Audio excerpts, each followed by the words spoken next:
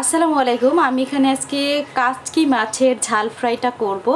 দেখতেই পাচ্ছেন রান্নাটা কিন্তু অনেক বেশি সুন্দর হয়েছে। তো চলে যাই। তো আমি এখানে বেশ খানিকটা কাচকি শুটকি নিয়ে নিয়েছি এবং এখানে কিন্তু 8 থেকে 10টা ধোয়া দিতে হবে এবং এটাতে কিন্তু প্রচুর পরিমাণে বালু থাকে। ঠিক এইভাবেই পানি দিয়ে সুন্দর করে ধুয়ে নিতে হবে।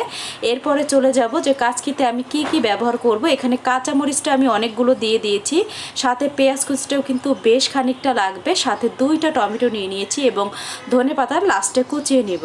তো প্রথমে কড়াইতে অল্প পরিমাণে তেল দিয়ে তারপর হচ্ছে আমি কাচকি শুটকিগুলো হালকা আঁচে কিন্তু আস্তে আস্তে করে ভেজে একদম ফ্রাই, যেরকম মাছটা একদম মুচমুচে করে ফেলে ঠিক ওইভাবে করে আমি তুলে নিব। আমার কাচকি মাছটা কিন্তু ভাজা হয়ে গেলে আমি তুলে নেওয়ার পরে আমার এখানে আরও কিছু তেল যোগ করে তার ভিতরে পেঁয়াজটা হালকা একটু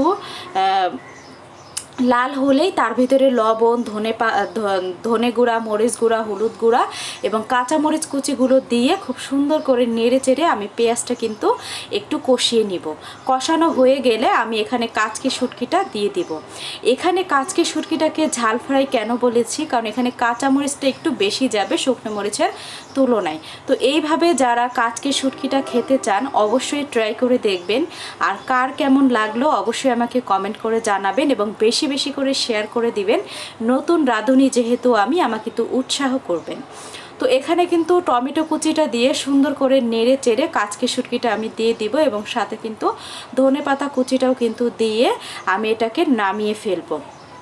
তো এটা হচ্ছে কাচকির ঝাল ফ্রাই বলা হচ্ছে কারণ এখানে পেঁয়াজটা কিন্তু একটু নরম থাকবে, কিন্তু কাচকি যেহেতু আমি সুন্দর করে ভেজে নিয়েছি, যখন আপনি এই খাবারটা ভাতের সাথে খাবেন তখন মাছগুলো কিন্তু মুচমুচেই থাকবে এবং খেতেও কিন্তু খুব দারুণ লাগে যেহেতু মুচমুচে হয়েছে।